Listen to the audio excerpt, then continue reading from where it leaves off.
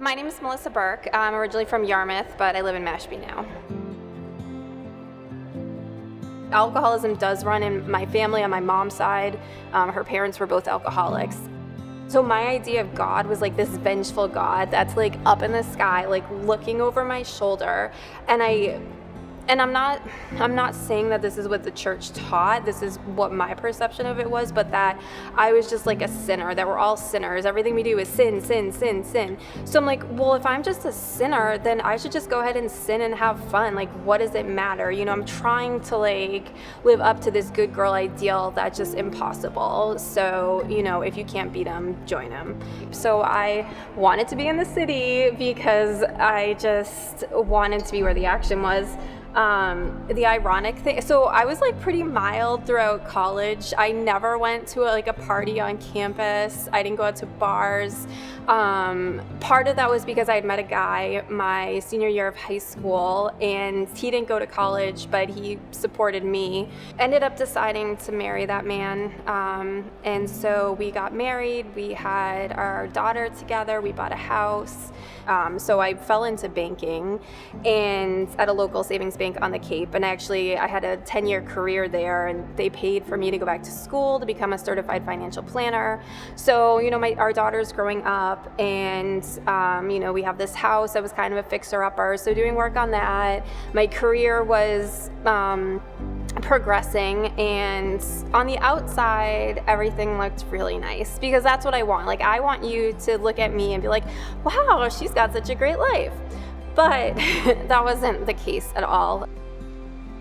I had a really hard time adjusting to work life and being a mom and owning a house and stuff. So drinking started out as the reward kind of when I got home from work. I'm working all day as a business professional, then I get home and have to put the mom and the wife hat on, and there was no transition. So drinking helped with that. And also, like I said, there were some things going on in my life that I wasn't happy with, and instead of addressing them, I just drank to numb them because I either didn't want to acknowledge them or I was afraid to ask for help or something. The drinking became a nightly occurrence, and the thing with alcoholism is that it's progressive illness, which means, over time you have to drink more just to maintain a certain level. Over the years, I drank more and more, but I always thought that I was okay because, again, I'm going to work every day. I would get promotions and job advancements, and, our daughter was doing really well and everything. And on the inside, I was a mess, but no one knew. I am so desperate that I start praying. And I haven't prayed since I was 18. So at this point, I'm 34 years old. So I said, I just started bawling. I'm a drunk. I just cried to God and told him I'm sorry. God, please help me overcome my addiction to alcohol. Asking for help led to me going to a treatment facility for alcohol addiction.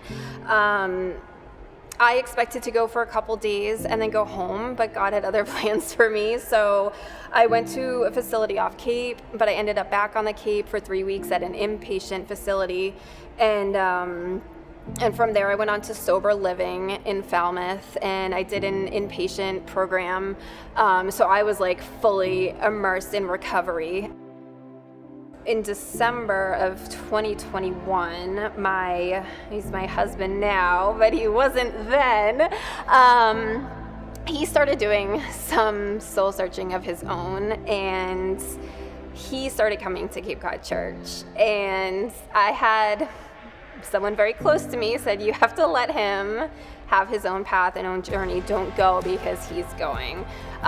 So maybe there was a little bit of that involved at first, but we started coming and we did Starting Point, which was amazing. And it helped to validate my experience of that childhood faith not being able to sustain me. I didn't realize that other people had that experience because I think that I can do everything and be everything, yet was faced with an addiction that I couldn't solve, I couldn't cure, I couldn't fix. And God, only God could save me from that.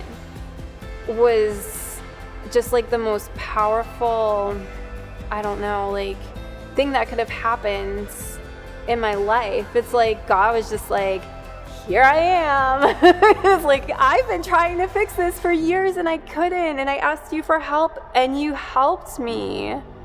For God to like love me enough for me to be on his radar was just, I felt security and like a comfort that I hadn't felt in a really long time.